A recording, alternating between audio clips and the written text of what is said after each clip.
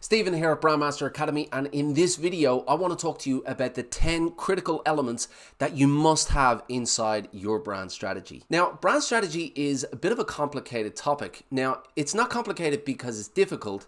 In fact, it's not that difficult at all. If you understand the elements that go into a brand strategy and you know where they go and you have processes in place to develop those key elements, then it's actually not that complicated at all. The complication is in first understanding brand strategy and all of those key elements and where they all go. Because if you go online, if you type in brand strategy, you're going to come across a lot of key elements that tend to cross over, and it can be very confusing, especially if there's a lot of articles contradicting each other, and that's pretty much the reality out there.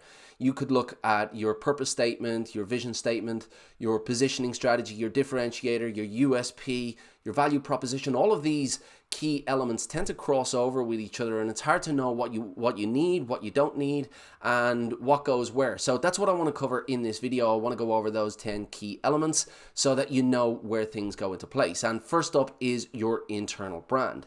Now, your internal brand is a bit of a difficult one to explain, but the best way to explain it is to think of your brand as a person.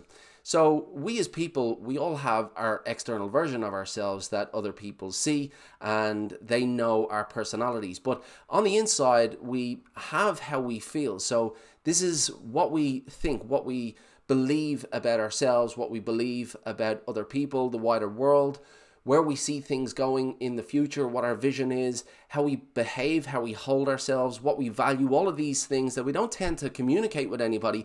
They're just kind of internal, but they do dictate how we behave in life and how we go throughout our lives. And that's exactly what your internal brand is within branding. Much in the same way we have our internal selves, it dictates everything we do, and your internal brand is exactly the same. It influences everything you do. It influences all of your communication, all of your strategies. Everything within the brand is influenced by your internal brand.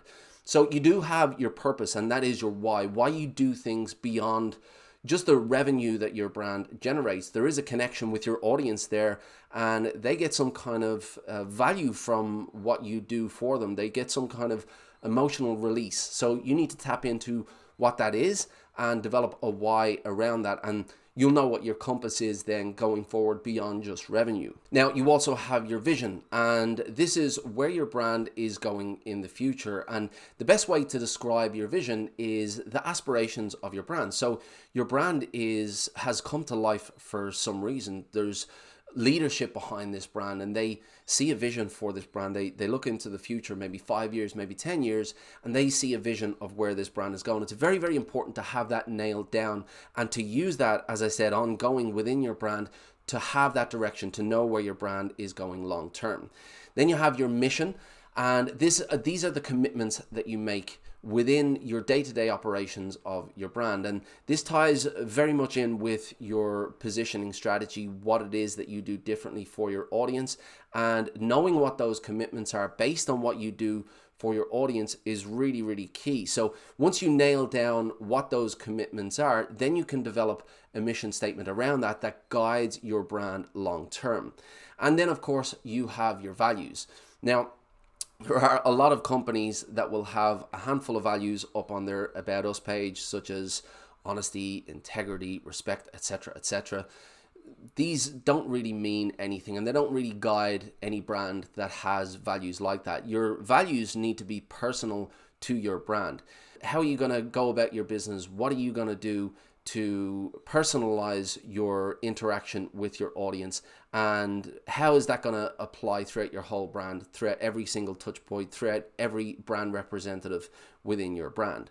Next up, we have your audience persona. Now, I'm sure you've heard of an audience persona before, and you've probably filled in an avatar 1 or 2 times before already, but we really need to understand your audience on a deeper level. Of course, we have our demographics and our psychographics. Now, your demographics are going to give you the basics along the lines of where they live, how old they are, what kind of job they have, how much income they earn, etc., etc. Your psychographics will go a little bit deeper into their behaviors in terms of what they do on the weekend, what kind of car do they drive, what music do they like, and that sort of thing. But really, these two elements here, your demographics and your psychographics, they're just really the base elements to really put in place a silhouette of who your audience is. It doesn't really give you any of that fine detail. You really need to shine a light on who your audience is from a much deeper level. Really understand what they like, what they dislike, what kind of problems they're going through, because as a brand, this is really where you come into their lives when it comes to their problems. What problem do you solve in their lives, and what kind of emotional impact does that problem have in their life? Because once you start to understand that, once you get a feeling for those problems that they have, and again, this is not just the very specific problem that you fix, but also the problems leading up to the point that they need your brand, the problems after they come across your brand. What are all of those problems around what you do? And then what are all the emotional connections to that? How do they feel? Are they frustrated? Are they frightened? Are they upset? What is it that they're feeling? Because again, once you're able to understand those problems and you're able to tap into that emotion, that is when you can make real connections with your audience. So you really need to have a strong audience persona that goes beyond just your demographics and your psychographics, and you need to get down into the emotional connection that you want to have with that audience. Now, the next critical element that you need within your brand strategy is solid competitive analysis. Now, most business owners, when they come across this for the first time, they make the mistake of jumping onto Google, typing in what it is they do and looking at the top 10 results and checking out their website and saying, okay, well, this is what the top 10 are doing, so I need to do the same. I need to put this page on my website. I need to put these elements here. And that's actually the opposite of what solid competitive analysis is all about. The end goal of competitive analysis is to identify gaps in the market as to what your competitors are not doing. Now, you need to step inside the shoes of your audience in order to do this effectively. And at this point, you'll have done your customer analysis, so you'll have a very good idea as to the problems that they go through and the emotional connections they have to those problems. So it is important that you do that step first, because you'll be better placed to see the market from their perspective, and that's what you need to do. You need to step inside their shoes, look out into the market from their perspective, and identify gaps in the marketplace that your competitors are not doing. And that brings us up to critical element number 4, which is your differentiator.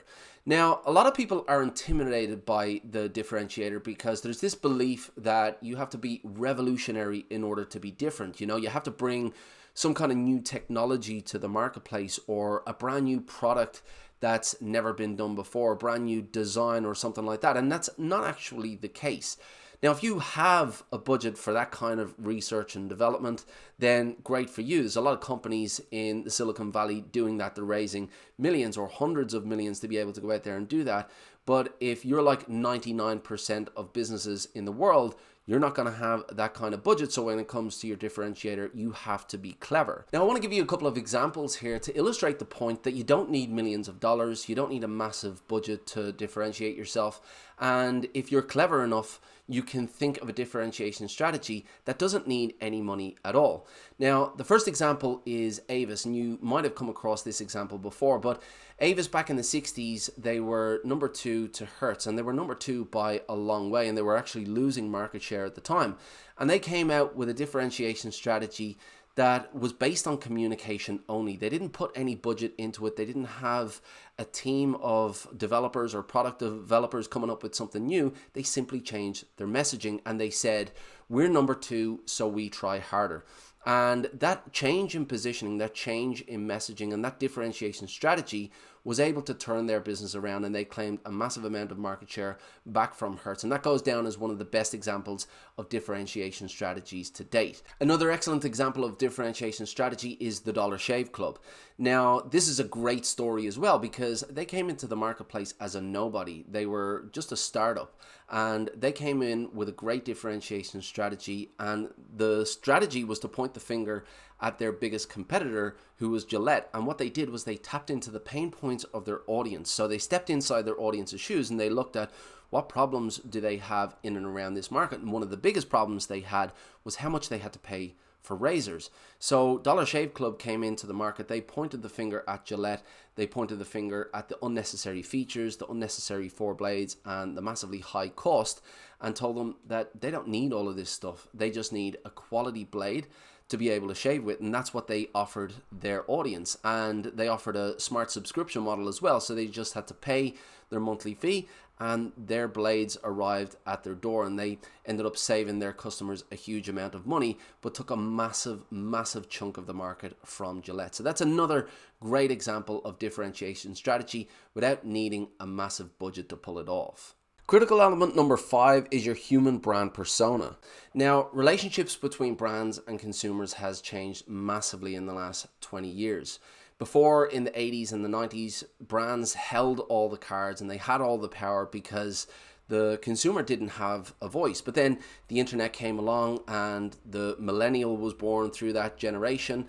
And then when social media came along, everybody went online and they talked about what they liked and what they didn't like about brands. So brands had to change their approach and change the way they communicated to their audience. And if you go out into the marketplace today, the way brands used to go out into the marketplace in the 80s and the 90s, and you speak like a company, then you're going to be ignored. You're not going to resonate with anybody. You're going to come across as a corporate entity, and that's not what the consumer wants from brands today. They want to feel a connection, and they want to feel that the brands that they're choosing is more than just a corporate entity. So having a brand persona, having a human persona to help your strategic brand communication is a very, very good way of resonating with your audience on a human level.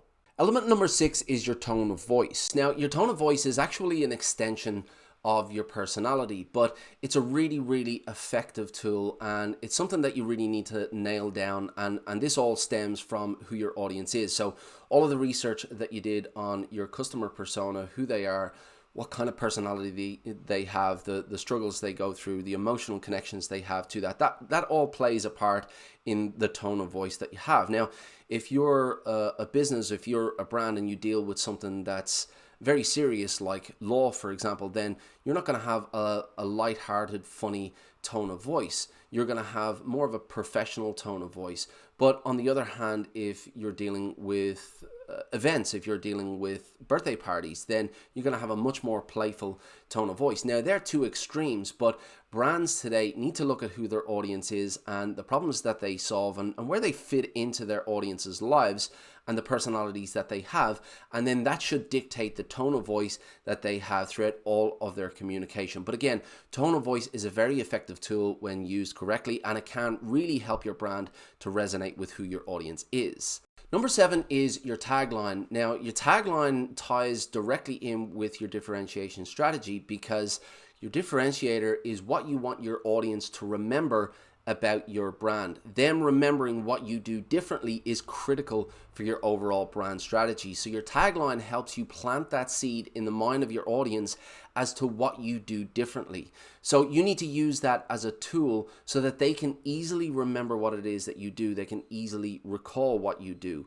And a really effective way to get them to do that is to have a tagline that is short. So try and aim for a tagline that's between 4 to 5 words. It's clever if possible. If you can make that a double entendre, or if you can make that a clever play on words, then it's much easy to remember, and that ties in then to the memorability. If the sound of your tagline is easy to remember, if the overall message of your tagline is memorable, then it's going to stick in the mind of your audience. So your tagline is a very, very effective tool if used correctly, and it ties directly in with your differentiation strategy, and the two of those dovetail together. Critical element number 8 is your core message framework. Now, if you Google core message, you'll get a series of articles that will tell you about how to write a paragraph of text. Now, it is important that you have a distilled message as to what it is that your brand should do and what it should be remembered for. But if all you have to go when you go communicating to your audience about what your brand does is a core message, then you'll be lost. You need far more than that within your brand strategy in order to communicate effectively, and that's where your communication framework comes in. Essentially, you need to identify the key elements that you need your audience to remember about your brand, which includes who your audience is. So you need to identify who they are, the key benefits that you're going to bring to the table, how you're different, and how that affects their lives. What difference are you going to make in their lives? And all of these elements tie together, and you need to identify those key elements. And there could be 7 to 8 key elements that you want your audience to remember about your brand. And then you write a paragraph of text about each one of them. Now, you're not going to take that paragraph of text and go and post it on your social media site or put it up on your website or post the same paragraphs over and over again. This is a framework that acts as a guide for your communication ongoing. So when you sit down to create a piece of content or to write a post, that you have a guide to go off. You know the critical elements that you want your audience to know about your brand, that you want them to remember, and you've got a tool to communicate effectively and consistently throughout all of your brand communication. Critical element number 9 is your brand story framework. Now, the biggest mistake I see in the whole spectrum of branding is in and around the brand story. So I just want to clear this up once and for all. Your brand story is not about your brand. It's not about your founders, where your founders have come from, why they put the business together, where they're going in the future. Your brand story is not about that. Your brand story is about your audience. The reason that we love stories so much is we see ourselves in the stories. We see our personalities and we see ourselves in the characters of those stories, all of the trials and tribulations they go through, all of the challenges, the victories they have. When we sit down to read a book or we watch a movie, we're so engrossed because we're connected to the characters. And the reason that we're connected to the characters is that we see ourselves in them. If you produce a story about your brand and tell your customers a story about your brand, they're not going to be able to see where they fit in to your life as a brand, where they fit into your story. Your story needs to be about your customers. And if you have an effective story framework that breaks down, where they are at the moment before they come across your brand, what problems they have, what problems they're going through, the challenges that they come up against before deciding that they need help with your brand, the transformation that they go through on the way to success, and then what success feels like on the back of that, that is a story that they're going to be hooked into because they will see themselves in that. They will relate to the struggles, they will relate to the story, and that is how you hook your audience in with an effective brand story. Your brand story is not about your brand, it's about your customers. And finally, critical element number 10 is your brand identity system. Now, a lot of business owners overlook their brand identity system as a strategic play or part of their overall brand strategy. And that's, in fact, if the business owner in the first place even bothers with a brand strategy. A lot of business owners just take the brand identity as the brand in and of itself. But all the brand identity is a strategic tool, and it's an opportunity for your brand to communicate the characteristics that you've identified in the brand strategy. When you've identified the personality that you want your brand to portray, when you've identified the difference that you want to make in your audience's lives, all of these elements within your brand strategy shapes your brand identity. So your logo, your color palette, your typography, all of these elements have their own characteristics that you can use as a tool to get across to your audience what you want them to understand about your brand. When you've identified the characteristics within your personality that you want your audience to understand, when you've identified the characteristics within your tone of voice that you want your audience to understand, you can then align them with your brand identity, with your color palette,